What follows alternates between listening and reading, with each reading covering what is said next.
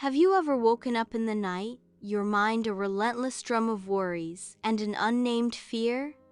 Welcome back to Shanti Print Legacy, where we breathe peace into mental health, faith, and healing. Sage was lying in the dark, but her thoughts are deafeningly loud. This is the reality for many of us. Stress becomes less about the pressure of tasks and more about the constant pressure of proving ourselves worthy. Every conversation at work feels like a minefield, every silence at home like an accusation. It feels like the world is demanding more than we can give, and the storm outside seems to mirror a deeper one raging within. For Sage, this storm felt endless. She was adrift, exhausted, and desperately searching for an anchor. There was a whisper, a faint echo in her memory. "Be still, and know that I am God." It wasn't a roar, not yet, but it lingered, a quiet invitation in the chaos. Psychology tells us that stress is our body's primal response to perceived threats, whether real or imagined. It's our sympathetic nervous system activating, ready to fight or flee. Our hearts race, muscles tense, adrenaline floods our system. Once, this protected us from physical danger. Now, it gets triggered by an overwhelming inbox, a tense argument, or the crushing weight of unspoken expectations. Conflict, whether internal or external, feeds that stress. It's the clash between who we are and who we feel we must pretend to be.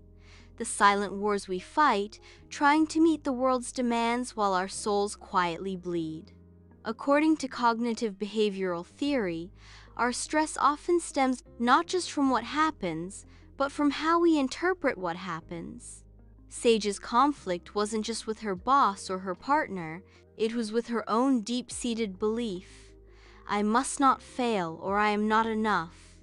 This internal battle is often where the real damage is done. But what does faith offer us in these turbulent waters? Jesus never promised a life without storms. In fact, he said the opposite. "In this world you will have trouble, but take heart, I have overcome the world." The Bible doesn't offer denial, it offers divine companionship right in the middle of our emotional chaos. It invites us to name our stress and surrender it, not suppress it, to bring our inner wars to the one who calms seas with a single word.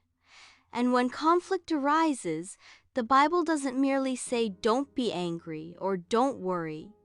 It invites us into deep transformation. These aren't just rules to follow. They are lifelines to cling to when the tide rises. They show us a path not of avoidance, but of sacred strength. Sage began to understand that peace wasn't the absence of stress, but the presence of perspective. With the help of a counselor, she started practicing mindfulness, identifying her stress triggers and pausing before reacting. She found quiet moments in the gentle sunlight of her room, focusing on her breath, grounding herself in the present.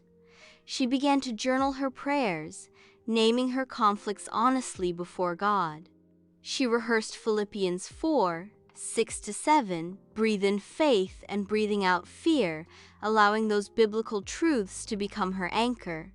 She discovered that this kind of biblical meditation wasn't passive. It was warfare, a sacred act of choosing God's truth over the mind's turmoil. Psychology calls it reframing. Scripture calls it renewing the mind. Sage was rebuilding her inner world, in her quiet moments forging new neural pathway. Sage began to respond rather than react. She learned that inner conflict often hides unmet needs, and that stress signals the need for adjustment, not condemnation. Her faith didn't remove the storms, but it anchored her through them. Like the setting sun casting a warm glow over an unfinished construction site, painting the sky with hues of orange and purple, she learned to find beauty and hope. She started to share her journey, like Sky and Frank sharing a meal in a warmly lit, comforting space. This connection, this presence was the real foundation. She wrote this in her journal one night. Today I was stressed again, but I prayed. I remembered I am not alone. I named the fear. I let the anger pass.